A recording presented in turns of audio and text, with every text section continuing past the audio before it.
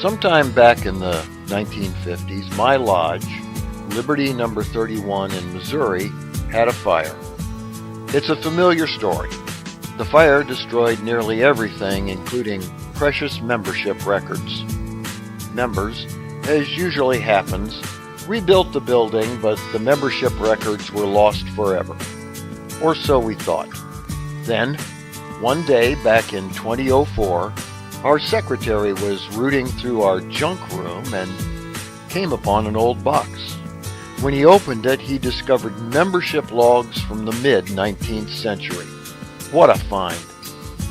Rummaging through the records proved fascinating, and before our next meeting, for what it's worth, I was master at the time, the secretary and I sat there going through some of them.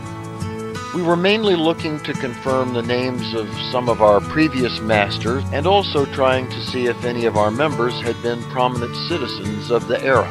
Suddenly, the secretary slid a book across the table to me and pointed at an entry. "What do you make of that?" he asked. The name on the line read, C. Younger, entered apprentice. Underneath that was another entry, Littleton Younger, rejected. The entries were from the records of 1852. We were both thinking the same thing. C. Younger? Would that be Cole Younger? The notorious bandit turned Confederate Civil War guerrilla Cole Younger? In my opinion, Cole Younger wasn't exactly Freemason material, but I had to find out. I began checking the next morning.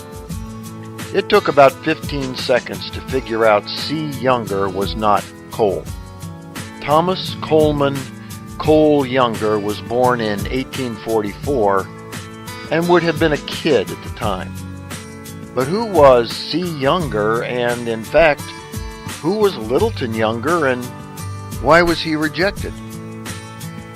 We found no records to indicate our C. Younger advanced beyond the first degree. He was not Cole's father, whose name was Henry. His paternal grandfather, however, was named Charles. Cole also had an uncle named Charles Younger. Nothing in my research led to any concrete conclusions. Cole's grandfather, Charles Lee Cole Younger, died in 1854. He wouldn't have been a Mason for long, but perhaps that might explain why he only received the first degree. Since Cole's Uncle Charles was not as old, it may be more likely he was Liberty's entered apprentice. If he advanced, those records might be among the items still lost.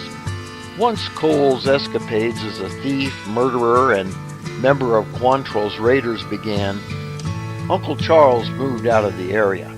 Born in Virginia, Littleton Younger, also one of Cole's uncles, moved to Kentucky, where he met and married his wife Eliza. From there, the couple moved to Liberty, where they had 5 children. After their children were born, they moved to an area northeast of Eugene, Oregon.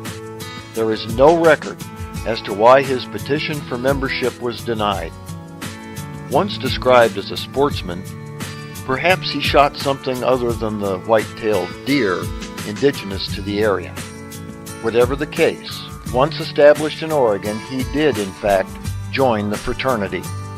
His gravestone shows he was born in 1816, died in 1893, and it bears that familiar symbol, the square and compasses. It's almost certain Cole Younger was never a Freemason. At the age of 18, he had already committed his first murder and had a $1,000 bounty on his head.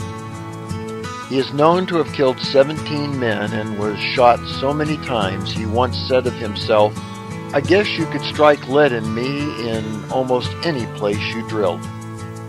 He died peacefully in 1916 at the age of 72.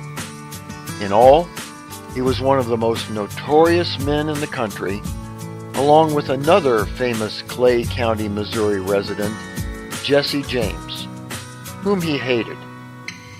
But that's altogether another story. For the Whence Came You podcast, this is Steve Harrison with the Masonic Minute.